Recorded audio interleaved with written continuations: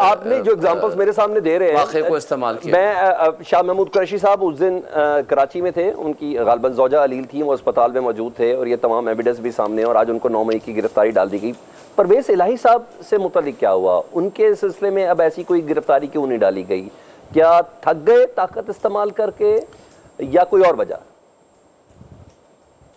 देखें, परवेज़ इलाही साहब को बहरहाल ये क्रेडिट जाता है, कम से कम 20 मरतबा उसको ज़मानतें हुई हैं, एक केस में नहीं, एक केस से दूसरे, दूसरे से तीसरे, तीसरे से चौथे, पाँचवें, छठे।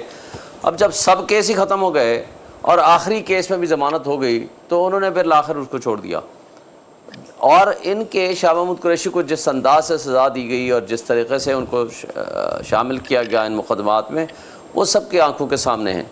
किस हवाले से, किस अंदाज से, किस तरीक़ा वारदात के तहत इस साइफ़र में, और इवन साइफ़र का भी अब तो वो सारी चीज़ें कटा चटा खुल गया है। जब हाई कोर्ट में केस आया है तो सबके सामने आ गया और साइफ़र के ड्रामे को इन्होंने इतना रगेदा। अब मुझे बताएं, 2 साल हो गए, अब वो बात खुद इनका प्रोसिक्यूटर मानता है, हाँ जी उसमें ये बात मौजूद है, इमरान खान को हटा दो वरना नताज भुगतने के लिए तैयार हो जाओ। ये बात इनको, ये वो सारे लोग थे जो इस बात से इनकार करते थे। अब इनका prosecutor, special prosecutor, retired justice वो लेकर आए हैं, वो जाकर के अदालत में साबित मान के और साबित करके चला गया।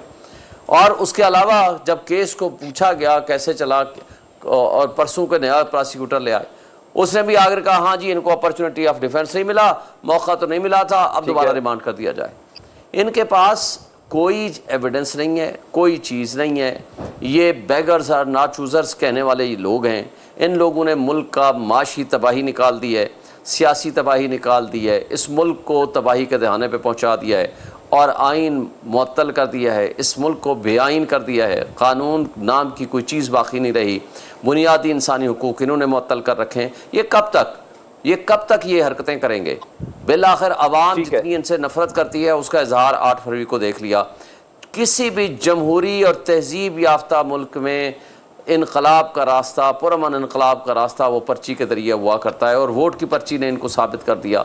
लेकिन जिस तरह कठपुतलियों को हमारी एस्टेब्लिशमेंट ने मुसल्लत किया है, बदकिस्मती से हमारी एस्टेब्लिशमेंट जो चोरों और डाकुओं की साथी बन चुकी है, जिसका काम था बॉर्डर्स की हिफाजत करना, वो इन चोरों की हिफाजत करने में और अपने ही लोगों पे जुल्म करने में मुलव्वस होगी। और आज सिचुएशन आपकी ये है, इसी एस्टेब्लिशमेंट के साथ कल बैठे भी हैं और फिर उनके नुमाइंदे खसूसी से मुलाकात भी हुई और फिर आज एक अदद और अहम मुलाकात भी है।